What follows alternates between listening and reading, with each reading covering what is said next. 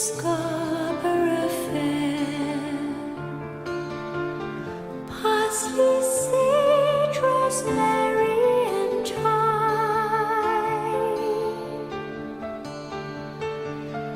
Remember me. Paranormal, eu sou Cris de Pascoal e hoje eu vou falar da história de Enki, um dos maiores geneticistas que deixou sua história gravada nas placas sumerianas, decifradas então pelo maior pesquisador e arqueólogo Zecharia Sitchin. Eu acho que todo mundo já conhece um pouco sobre isso, mas vamos saber o que continha nessas placas de tão importante e vamos saber um pouco mais da nossa origem, da nossa realidade.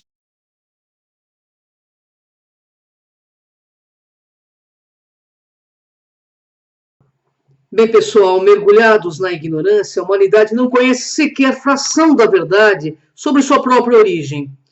Falamos muito de um elo perdido, e o objetivo desse programa é fazer que você saiba um pouco mais sobre a realidade e também sobre o surgimento da evolução do Homo sapiens aqui na Terra. Tudo que aprendemos até o momento tem um único objetivo: de manter a humanidade idiocratizada e ignorante da sua real origem. Para manter o poder alienante das corporações político-econômicas à Terra. O que vou dizer neste programa não é ficção, não é fantasia, é fruto de pesquisa séria de vários pesquisadores conceituados da história, da arqueologia, da ciência, da matemática e da astronomia. É uma das mais sérias fontes de informação a respeito da nossa origem, que foi encontrada entre os achados arqueológicos da civilização suméria. Os sumérios, pessoal, foram os cofundadores da primeira grande civilização da Mesopotâmia, como era chamado a região compreendida entre os rios Tigres e Eufrates, que nascem nas montanhas da Turquia e desembocam, então, no Golfo Pérsico, onde atualmente está situado o Iraque. A sua organização social foi literalmente responsável pelo mundo como conhecemos hoje.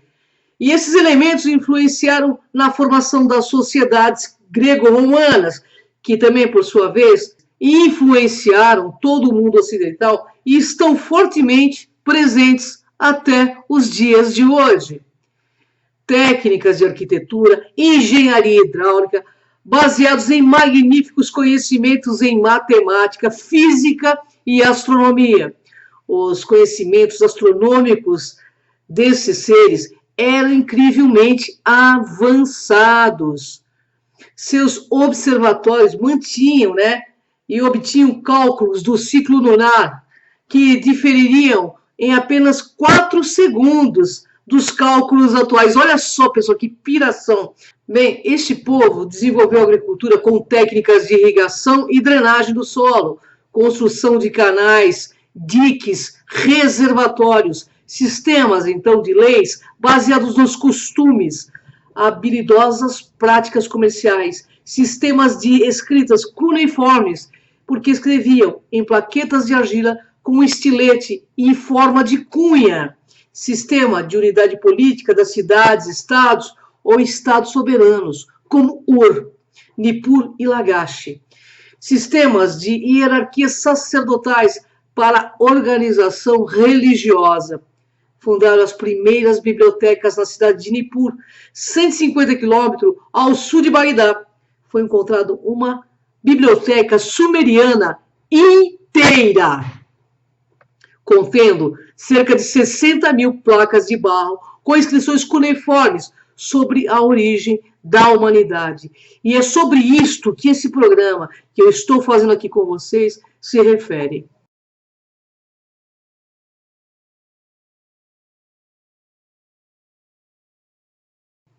Criaram os fenomenais projetos arquitetônicos denominados zigurates, verdadeiros complexos piramidais que englobavam vários módulos de edifícios que abrigavam desde templos religiosos até plenários políticos, construídos dentro de um bloco célula e interligados por rampas espirais, desde a base até o topo. O maior especialista em cultura sumeriana foi o historiador e arqueólogo Zecharia Sitchin, nascido na Rússia e criado na Palestina, onde adquiriu, então, profundos conhecimentos de arqueologia e história oriental. Ele foi formado em História pela Universidade de Londres, é um dos poucos estudiosos do mundo capacitados a traduzir a escrita cuneiforme, características das civilizações mesopotâmicas. Ele trabalhou também como jornalista e editor em Israel e foi escritor e consultor da NASA. Você vê aí como o cara era importante, né? Não era qualquer pessoa, né, pessoal? Zacarias também traduziu massivamente ao longo da sua vida os escritos das placas sumerianas encontradas em suas pesquisas arqueológicas e escreveu vários livros contendo essas traduções e suas interpretações sobre o assunto. E é sobre essas interpretações que eu vou falar aqui. Ele deixou, na realidade, um legado para a nossa humanidade de conhecimento sumeriano. Assim, ele revela que a Terra teve origem através da colisão de dois gigantescos corpos celestes, Nibiru e Tiamat. Os escritos afirmaram que Nibiru era um planeta avermelhado, que já foi avistado pela NASA e atualmente vem sendo chamado de planeta X. Isso ainda eu tenho minhas dúvidas, porque os astrônomos não admitem essa possibilidade. E que ele foi desviado de um sistema binário e capturado pela gravidade do nosso Sol. Esse planeta, né, pela descrição das placas, viajou em nosso sistema solar abaixo da elíptica, passando por Netuno e Urano. Como o seu campo magnético era muito intenso, ele deslocou Urano para seu lado quando passou por ele. Naquela época não havia o planeta Terra, mas sim um outro planeta muito maior chamado Tiamat, coberto quase que só de água. Nibiru, então, com sua magnetosfera, atingiu Tiamat nas suas primeiras e segundas órbitas e dividiu, então, em duas partes, pulverizando a metade, onde ele foi atingido, criando, então, um cinturão de asteroides, e empurrando a outra metade achatada para uma órbita mais baixa, a atual órbita da Terra. Isso também explica por que o Oceano Pacífico é tão vasto e profundo e por que os continentes estão se movendo tão rapidamente, se comparando aos outros planetas. A Terra está se recuperando de uma colisão interplanetária. Plutão era uma lua de Saturno que foi arrancada da sua gravidade e empurrada para sua atual órbita. Olha só, em fevereiro do ano 2000, chegava ao fim a missão NEAR, uma sonda da NASA, chefiada pelo Dr. Chang, confirmando essa gigantesca trombada celeste. No início do nosso sistema solar, Nibiru tem um período orbital de 3.600 anos, se comparado com a Terra, e orbita 2 sóis. Os sumérios descreveram ele como sendo 4 vezes maior do que o nosso planeta, de cor avermelhada e responsável por grandes catástrofes durante sua passagem através do nosso sistema solar. Eles explicavam que a aproximação desse planeta foi a causa do dilúvio citado aí na Bíblia, devido a um deslocamento polar na Terra. Os estudiosos do legado sumério têm se questionado como seria possível, então, que uma civilização tão antiga tivesse informação tão precisa sobre astronomia, numa época onde supostamente não havia equipamentos tecnológicos. A resposta está na tradução das placas sumerianas que fez Zecharia Sitchin, que aborda sobre o sistema solar. Só poderia ser obtido por meio de uma fonte externa que fosse capaz de viajar então pelo espaço e observar então esses eventos. A dimensão do trabalho de Zacarias é tão importante que ele foi consultor pessoal dos generais norte-americanos Colin Powell e Norman durante a Guerra do Golfo.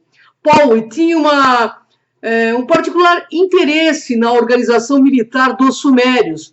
Coincidência ou não, pessoal, nos últimos 15 anos, as campanhas militares norte-americanas se tornaram extremamente intensas na região que foi o berço da civilização suméria, o Iraque. Só perceber a insistente presença das tropas americanas por lá.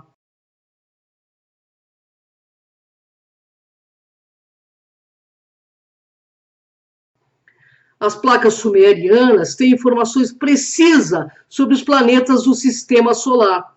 O mais impressionante são os dados sobre Plutão, planeta que, inclusive, só foi descoberto em 1930. Eles sabiam o tamanho de Plutão, sua composição química e orgânica, e afirmavam que Plutão era, na verdade, um satélite de Saturno, que se desprendeu e ganhou, assim, uma nova órbita. Este conhecimento seria possível há 3 a 5 mil anos atrás? Seria? Bem, em 1983, o satélite astronômico infravermelho IRAS fotografou um grande objeto na imensidão do espaço. O astro seria tão grande quanto Júpiter e provavelmente poderia fazer parte do nosso sistema solar. Fato é, a questão é delicada. De um lado, temos escritos de milhares de anos sobre a formação da Terra, com informações em riquezas e detalhes, traduzidos, então, pelo maior especialista em civilização suméria. De outro lado, temos a discreta confirmação dessas informações pela maior agência espacial do mundo, a NASA. A questão aí da origem do planeta Terra e da humanidade é, de fato, extremamente delicada, porque ameaça completamente os que se acham donos do mundo, que manipulam as informações de acordo com as suas conveniências. Homens como Charles Darwin induziram, então, a humanidade a acreditar que o homem evoluiu progressivamente e naturalmente de um tipo de antropóide até Homo sapiens sapiens. Bem, essas informações foram baseadas nas observações de Darwin, que em suas viagens de estudo pelo mundo desenvolveu a ideia de que um processo de seleção natural era responsável pelas mutações das diversas espécies de animais para se adaptarem às mudanças geofísicas sofridas pela Terra no passado. Porém, Darwin precipitadamente concluiu que os seres poderiam sofrer qualquer transformação para se adaptarem. Para ele, um lêmur voador poderia se transformar em um morcego, sob uma determinada circunstância. Bem, na realidade, todas as conclusões de Darwin não passam de teorias, algumas, inclusive, aceitas pela ciência. Eu não vejo aí qualquer dificuldade em acreditar na possibilidade de uma seleção, seguindo essa linha de pensamento. Ele concluiu que um símio poderia ter perdido os pelos e a cauda, ter erguido a coluna vertebral, ficado inteligente e se tornado homem de maneira natural. O que muitos pesquisadores aí discordam é do tempo que isso levaria. Alguns dizem que levaríamos até 5 eras glaciais para que nos tornássemos Homo sapiens a esse nível que estamos. O fato é que passamos apenas por uma era glacial. Os estudiosos de Darwin, que aceitam esta linha de pensamento, baseados nas descobertas e nos estudos de Zecharia Sitchin, concluíram que um tipo de hominídeo primitivo, quase um original da Terra, foi utilizado em experiências genéticas por uma avançada raça de humanoides alienígenas de um passado remoto. Segundo aí os sumérios, essa raça de extraterrestre eram os gigantes Anunnakis, que significa os do céu que estão na Terra. Vindo eles do planeta Nibiru e que, devido a problemas no seu ecossistema aí, decidiram iniciar um processo de colonização no nosso planeta, há cerca de 450 mil anos atrás.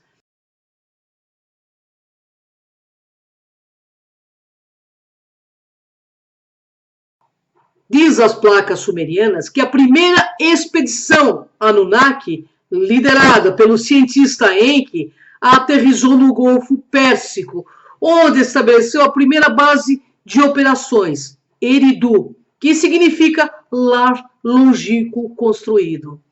O plano original, conforme as descrições das placas sumerianas, era extrair ouro do mar.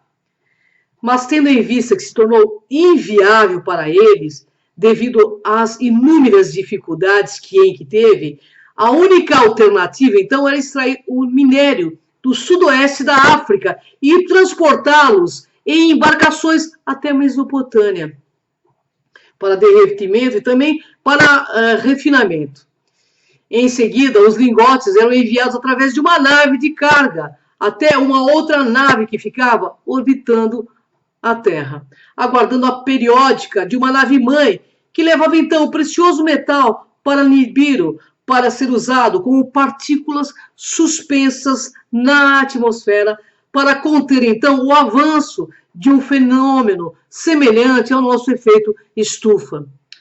A ampliação das atividades de mineração, então, pessoal, trouxe uma segunda expedição liderada por um outro comandante de nome Enlil, meio-irmão aí de Enki, e logo os Anunnakis ergueram um complexo industrial nas imediações do Monte Ararat. Enki e Enlil eram filhos dos governantes de Nibiru, que chamava-se Anu, e rivais devido também ao fato de que, mesmo sendo primogênito, Enki não era primeiro na linha de sucessão do trono, mas sim Enlil. Posteriormente, uma terceira missão, então, foi enviada ao planeta Terra, liderado pela médica geneticista Niursag, meia-irmã dos dois comandantes Anunnakis, acirrando assim a disputa entre eles dois. Contudo, ao longo do trabalho dos Anunnakis, que já eram aproximadamente 600 anos na Terra, uma série aí de conflitos culminaram em um motim durante uma inspeção de rotina nas minas africanas. Os Anunnakis, astronautas e cientistas, improvisados aí, então como operários mineradores, reclamavam das tarefas designadas. Pressionado, então, Enlil informou a seu pai, Anu, sobre a revolta e se dispôs a abandonar o comando da missão e retornar a Nibiru. Uma corte, então, marcial foi instaurada e Anu, tendo vindo à Terra, exigia que os líderes do motim se revelassem. Ouvindo assim os depoimentos, Anu concluiu então que o trabalho era realmente muito duro e as reivindicações dos Anunnakis eram realmente justas. Mas como interromper a mineração do ouro? Enki, imediatamente ofereceu uma solução. Informou que no sudoeste africano vagava um ser que poderia ser treinado para executar o trabalho de mineração, desde que a marca dos Anunnakis, o DNA, pudesse ser colocado neles. Enki se referia à espécie de hominídeo que tinha evoluído naturalmente aí na Terra, mas que ainda estava num nível evolucionário extremamente distante do atingido pelos habitantes de Nibiru. Enki e Niursag, sua irmã, após muitas tentativas e erros, concluíram então que poderiam extrair o óvulo de uma fêmea primata fertilizado in vitro com o espermatozoide de um macho Anunnaki e implantá-lo no útero de uma fêmea Anunnaki. E assim foi feito. Estava criado então o modelo perfeito do Homo sapiens. O processo foi repetido várias vezes, formando a primeira geração de híbridos humanos alienígenas aqui na Terra. Mas, contudo, esses seres eram estéreis. E à medida que os humanos eram desenvolvidos e encarregados do trabalho de mineração lá na África, os Anunnakis, que trabalhavam na Mesopotâmia, começaram a invejar os seus colegas e a clamar pela presença dos humanos naquela região. Apesar das objeções do comandante Enki, Enlil, seu irmão, apoderou-se secretamente de um grupo de terráqueos e levou-os para a principal base do Golfo Pérsico, Edim, que significa a morada dos justos. Esse evento foi registrado na Bíblia dessa maneira: Enlil tomou o homem e o colocou no jardim do Éden. para cultivar e guardar. A característica de longevidade do relógio biológico dos Anunnakis, onde 3.600 anos corresponde a um ano terráqueo, não tinha traços no material genético da primeira geração de humanos, que envelhecia rapidamente e tinha vida curta. Bom, acho que isso até hoje, né? E que levou Enki, então, a aperfeiçoar a manipulação genética dos híbridos, usando o seu próprio esperma. Ele e Ninsarg, sua irmã, encontraram um outro modelo perfeito de terráqueo, chamado de Adapa, que possuía uma inteligência maior, a capacidade de procriar e uma longevidade maior, ainda que menor, muito menor do que a dos Anunnaki. Sendo assim, Adão e Eva, no livro do Gênesis, receberam o fruto do conhecimento. O termo aí em hebraico significa conhecer, que se refere à cópula com intenção de gerar descendentes. Com amplo entendimento, ele o aperfeiçoara, mas a vida eterna não lhe concedeu. Bem, Enlil, tomado então por inveja do brilhantismo dos seus meios irmãos, revelou a seu pai Anu as ousadas experiências genéticas desenvolvidas por eles aqui na Terra. O patriarca Anunnaki ordenou que um grupo dos Adapa fosse levado à sua presença. Enki os alertou para evitarem alimentos, porque poderiam ser envenenados. Contudo, Anu, surpreso com a perfeição da criação de Enki e Ninsarg, quis que os Adapas fossem mantidos em Nibiru e aperfeiçoados no seu relógio biológico para obter então a longevidade como a dos Anunnakis. Entretanto, alertados por Enki, se recusaram a ingerir o pão e água da vida que lhe foi trazido posteriormente, e assim foram trazidos de volta ao planeta Terra, perdendo a oportunidade de obter aí a pseudo-vida eterna. Logo, então, pessoal, eles deixaram de ser apenas trabalhadores ou escravos das minas. Eventualmente aprendiam novas tarefas, cozinhavam, dançavam, tocavam músicas e até construíam casas para os pseudo-deuses, que eles chamavam de templos. Assim, eles se reproduziam sistematicamente e geravam mais humanos de agradável aparência física. Muitos Anunnakis, então, se sentiram atraídos pelas fêmeas das novas gerações de humanos e começaram a tomá-las por suas mulheres. E diz a Bíblia, quando os filhos dos deuses viram que as filhas dos homens eram bonitas, as tomaram como esposa. Desse cruzamento nasceram os híbridos gigantes e um fato imprevisível ocorreu.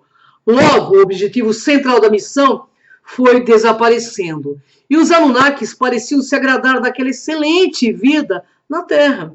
Mas esse comportamento desagradava Enlil, que não tolerava essa mistura genética, que incitava desconfiança em Anu e nas altas hierarquias dos Anunnakis, que repugnavam tal comportamento dos alienígenas nesse planeta com os seres daqui. Então, cientes de que a nova passagem de Nibiru pelo nosso sistema solar causaria um cataclisma na Terra, Enlil e Anu intencionaram deixar a humanidade ser dizimada. A aproximação do planeta gigante estava, então, causando terríveis mudanças no clima agradável do planeta.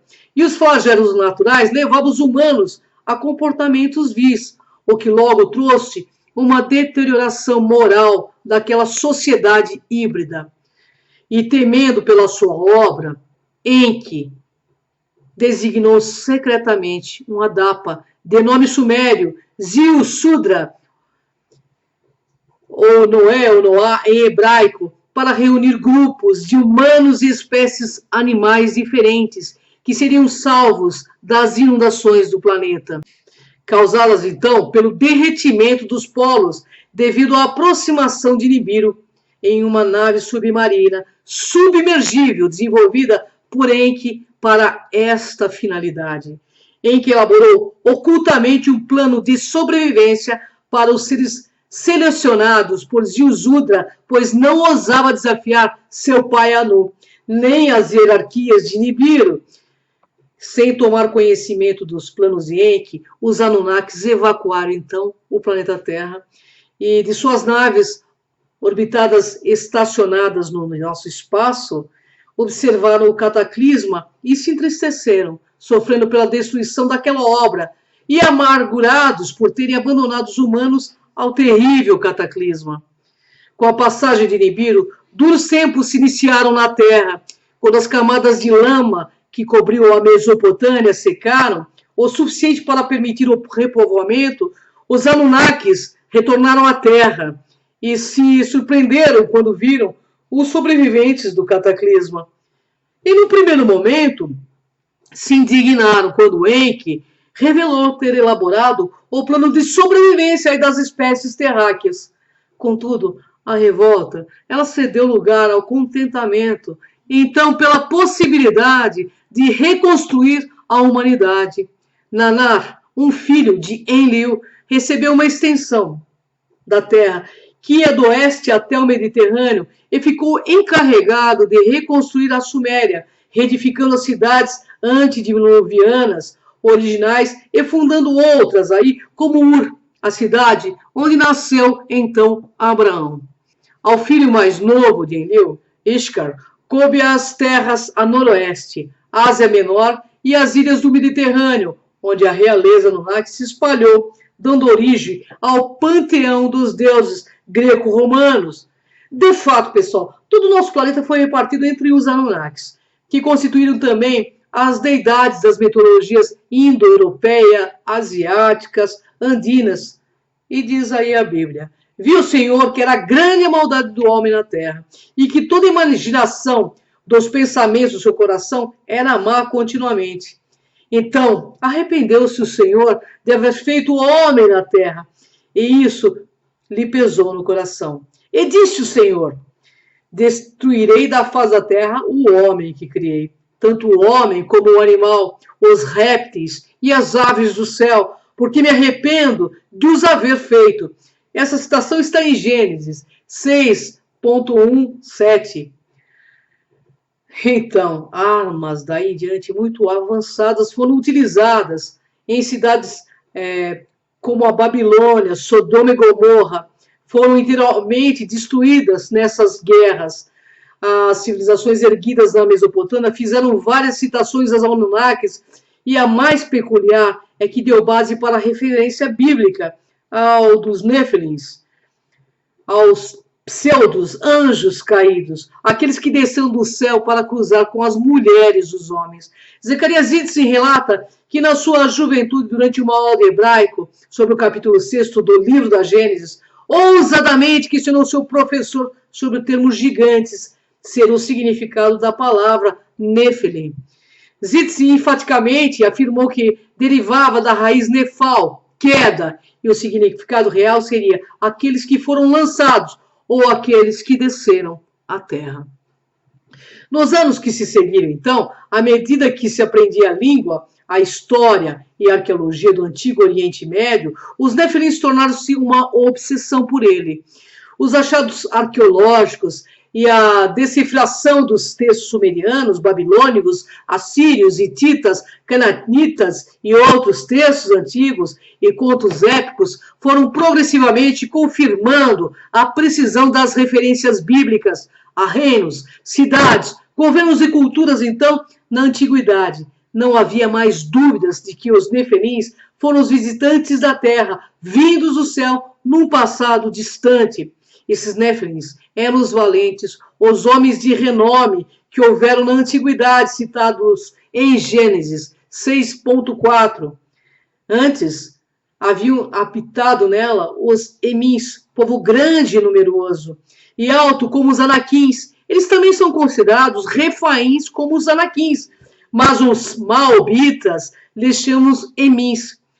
Diz lá na Bíblia, em Deuteronômio 2.10, também vimos ali os Nefilins, isto é, os filhos de Anak, e éramos os vossos olhos como gafanhotos. Número 13.13, essa citação. Então saiu do arraial dos filisteus um campeão, cujo nome era Golias, de Gate, que tinha altura de 6 covados. e 1 palmo. Isso significa 2,89 metros de altura. Está em Samuel 17,4. Os relatos aí das civilizações antigas está repleta de referências a seres do tamanho gigantesco, força descomunal e outras características divinas, participando direta ou indiretamente das sociedades humanas devido às suas potencialidades sobre-humanas. Eles foram sistematicamente considerados divindades. Os nefelins da mitologia hebraica, os deuses do Olimpo, cíclopes e titãs da mitologia greco-romana, hindu, os elfos, os trolls da mitologia escandinava, não eram outros seres, senão os próprios Anunnakis, gigantes astronautas, de tempos imemoriais, vindos do planeta Nibiru. Particularmente, pessoal, os sumérios sempre foram pragmáticos ao explicar de onde eles vieram, porque estavam aqui e porque agiam como agiam também. E, sem sombra de dúvida, as gritantes marcas de atividade desses seres estão definitivamente espalhadas pelo mundo, em monumentos, monolitos e ruínas seculares, espalhados pelos continentes e mesmo no fundo dos oceanos, e certamente em traços genéticos de muitos seres humanos, desafiando a nossa medíocre compreensão.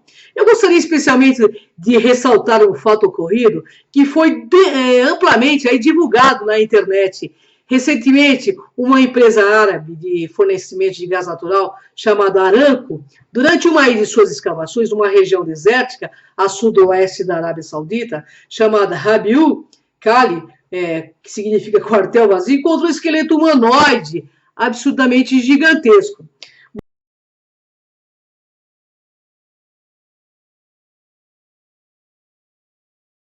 Bom, provavelmente, o maior revelado até hoje.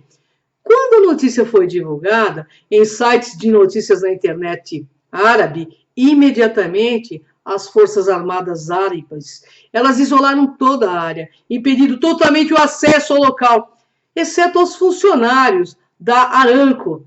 Helicópteros militares, então, sobrevoaram a área e tiraram várias fotos, e o governo árabe negou-se a qualquer esclarecimento, considerando o assunto estritamente secreto.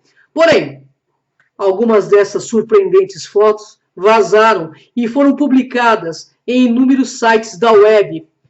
Poucos dias após a divulgação mundial do caso, surgiu um texto explicando que a foto do esqueleto seria uma fraude, uma montagem, resultando no trabalho de uma empresa de design gráfico para fazer propaganda dos produtos do CorelDRAW e também do Photoshop. Gente, me poupe, né? Junto com o texto, uma outra foto então foi divulgada, que supostamente seria a mesma tirada no local das escavações de Aramco. Porém, o fóssil encontrado teria sido de um mastodonte e a foto teria saído dos arquivos da Cornell University norte-americana. Então, aí, pessoal, os sites que publicaram o primeiro material sobre o evento imediatamente retificaram seus textos, concluindo que tudo não teria passado de uma talentosa armação. Será mesmo? É assim que eles fazem. Um sanduíche de verdades e mentiras para que não haja credibilidade nas informações.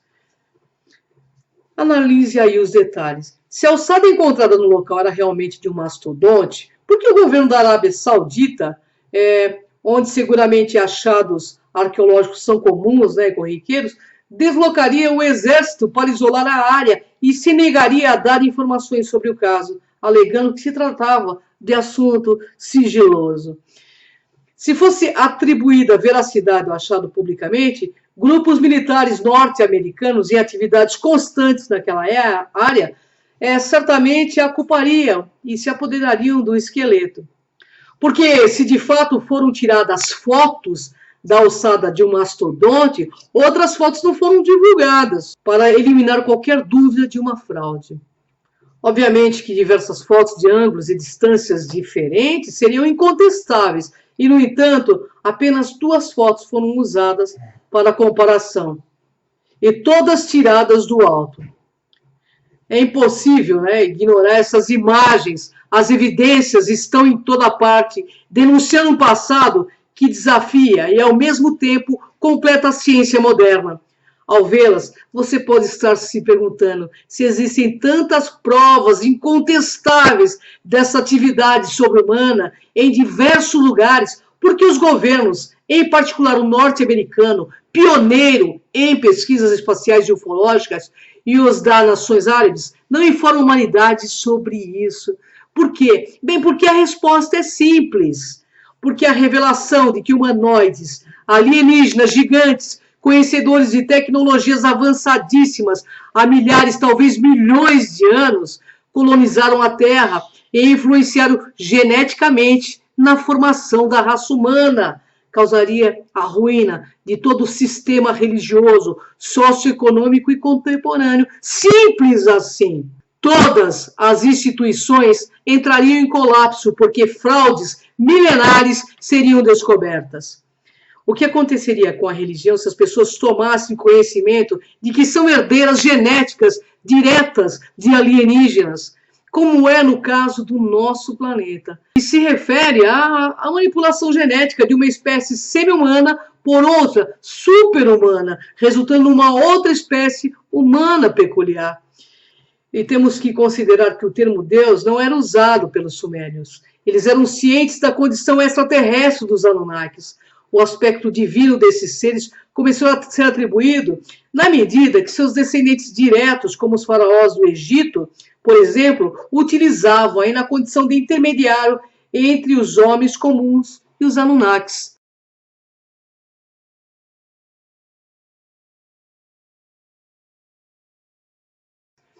Para legitimar e garantir sua posição confortável de filhos de deuses.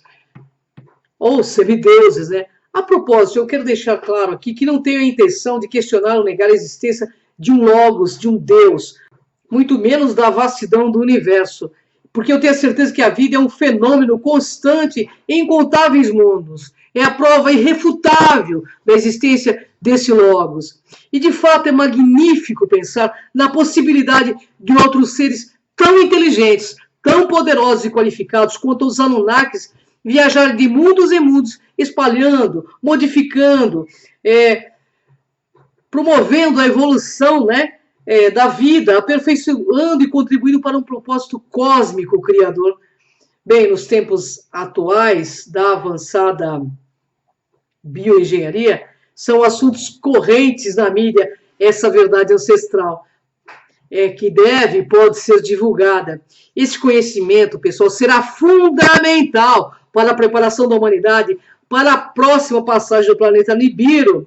Isso me levou aos estudos das placas sumerianas, dos livros do Zecharia Sitchin, Erich von Däniken, as suas mitologias e todos os outros assuntos relacionados à ufologia. Mas afinal, quem eram os Néfilins? Todas as escrituras antigas, a Bíblia, os mitos gregos, os mitos e textos egípcios, os textos das pirâmides, tudo nos leva aos sumérios, cuja civilização foi a primeira conhecida em 6.000 anos atrás. O planeta era designado pelo signo da cruz, e Nibiru significa planeta da passagem, travessia. Enfim, sumérios tinham um vasto conhecimento que temos que admitir aqui. Eles sabiam sobre Urano e Netuno, eles escreveram e eles sabiam também sobre Plutão. Eram exímios em matemática e em muitos outros aspectos de astronomia. Seu conhecimento ultrapassava os dias modernos. Eles diziam, tudo que sabemos nos foi dito pelos Anunnaki, está nas placas sumerianas, e isso está descrito perfeitamente nas tábuas que foram decodificadas por Zecharia Sitchin. Agora, quem sabe como eles se sentirão ao nosso respeito quando retornaram? Será que eles todos foram? Ou será que eles estão aqui também? Bem, pelo que me disse Erich von Däniken em uma das entrevistas que fez ao Enigmas, em menos de 20 anos estarão entre nós. A questão é, será que foram todos embora? Ou será que já estão e que nós ainda não percebemos? Bem, eu penso que vale a pena ressaltar que o estágio, de desequilíbrio psíquico que nossa humanidade atual vem atingindo torna muito difícil a compreensão e a assimilação de um contato avançado. Mas diante de todas as evidências de que uma transformação radical na vida terrestre pode ocorrer, então devemos seriamente tentar trabalhar a nossa consciência e transformar o nosso espírito para o que está por vir. Porque estará você pronto para atravessar fronteiras, derrubar barreiras, silenciar armas, baixar bandeiras e, neste silêncio, se abrir para o universo? Eu espero que sim. Gratidão, pessoal. Fica aqui uma narração que, na realidade, é um estudo todo feito em cima dos livros de Zacarias Sitchin, que fala sobre a passagem de Enki e sua trajetória aqui na Terra. E a minha admiração a esse povo maravilhoso que trouxe tanta evolução para a nossa raça. Minhas considerações a todos os Anunnakis. Até o próximo Fator Paranormal. Gratidão, pessoal.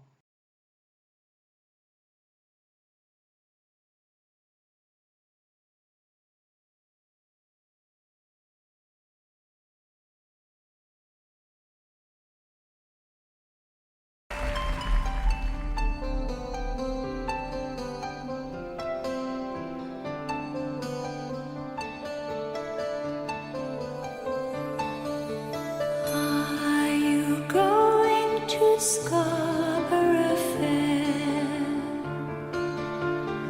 Parsley